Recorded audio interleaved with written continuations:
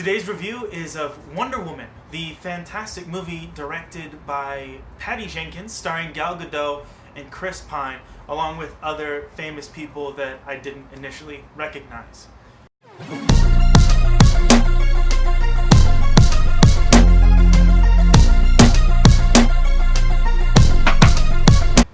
As you can tell, I said the word fantastic, meaning yes, I did love it. But there's so much more to this movie than meets the eye.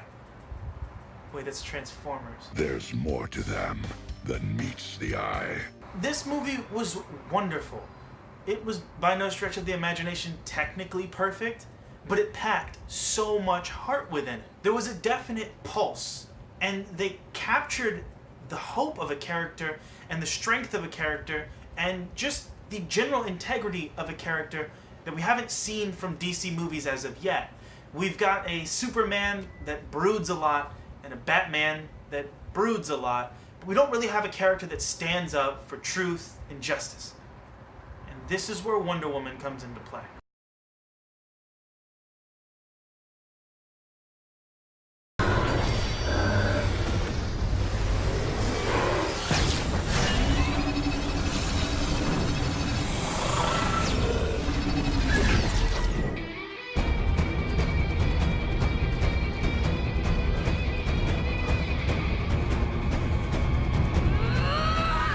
She is everything a hero should be, all packed in to one amazing character.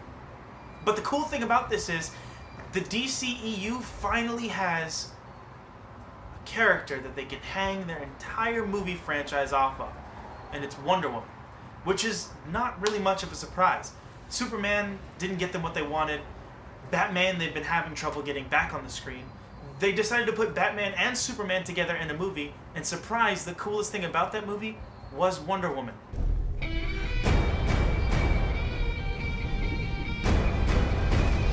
And here we have Wonder Woman's movie, and it does an amazing job of setting up everything that this new universe needs in one movie, the same way Marvel did with 3 movies: Iron Man, Captain America, and Thor. Now, there are some parallels between these movies that I want to note because it's pretty impressive that Patty Jenkins is able to pack the beginning of an entire cinematic universe in one movie before they springboard into a larger universe. One of the small ones, obviously, is the Iron Man parallel. You've got red and gold, similar color between Iron Man and Wonder Woman. That's easy. But this movie also has a very, very similar arc. The other similarity is with Captain America. This is where you have Wonder Woman with her team of people that go fight in World War I. It's very, very similar to the arc and the things that we see Captain America do, but he does it in World War II with the Howling Commandos. And the other similarity that I can point out is that Themyscira is a fictional island, which is kind of like Asgard, a fictional island. And also, there is a weapon made from the gods that is designed for the main character. Just like Thor having a weapon made from the gods designed for that main character. Now, those are just simple story beats, but overall, those first 3 movies in the Marvel Universe had a lot of heart and packed a lot of punch to them. Whereas the movies in the beginning of the DCEU haven't really had heart and haven't really packed a lot of punch until Wonder Woman. I highly recommend that you go see this movie. It's a female-led film, and she's a badass, and not once do they over-sexualize anything about any of the women on the island at all. It's just normal to have women kicking ass. The second reason you should probably go see it is, well, it's amazing. There's a lot of heart. They even have moments where they talk about the fact that not only women are marginalized, but people of color are marginalized as well. In an offhand comment from a guy who just wanted to be an actor, but he had the wrong color of skin. And it's the inclusive nature of the entire thing that really will bring me back again and again and again.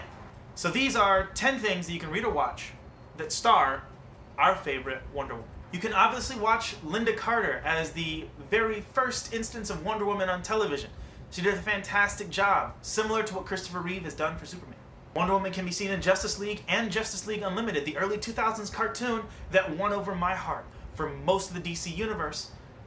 And it's really, really fun to watch some of the storylines that Wonder Woman is involved in. The Wonder Woman 2009 movie, fantastically done animation. I've watched it multiple times. I personally own it on one of my hard drives. It is one of my favorite cartoons that I've seen from DC. Wonder Woman, the Hecatia? I don't really know how to pronounce it, All I know is that the cover displays Wonder Woman's foot on Batman's head, and that was enough for me to read it, and I loved it. This one is Wonder Woman, Paradise Island Lost. Fantastic storyline, but it once again puts Wonder Woman in contention with Hippolyta. Fun thing to watch, and you get a little backstory on who Hippolyta is and why she is so much against Wonder Woman being a part of mankind's world. Basically, Diana is being held captive, and the Amazons go to save her. This one is Amazon's Attack, and I do highly recommend. It's a fantastic comic read. Wonder Woman: The Circle is an arc of comics written by Gail Simone, who's some tout as the best Wonder Woman writer. It's a fantastic story that is sure to keep you on the edge of your seat. Yet another comic written by Gail Simone. It is Wonder Woman: Ends of the Earth.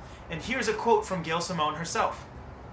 "It's really easy to get lost in the message of Wonder Woman and forget about the adventure of Wonder Woman, because I feel like she's the greatest female adventurer that there's ever been. I felt like taking her back to that type of adventure would really help cement the feeling of her character." And I have to agree. This was one of my favorite ones growing up, and I would check this specific story out time and time again from the library just to keep reading it over and over and over again. Yet another comic written by Gail Simone, Wonder Woman: Rise of the Olympian. Gail Simone herself has equated this to the Nightfall of the Wonder Woman series. Nightfall being one of the most popular Batman storylines ever, where Batman gets his back broken by Bane. But this Wonder Woman story takes it just a little bit further, and I highly recommend you dive in, because this is another one that I checked out from my library repeatedly. And the last one is Who is Wonder Woman?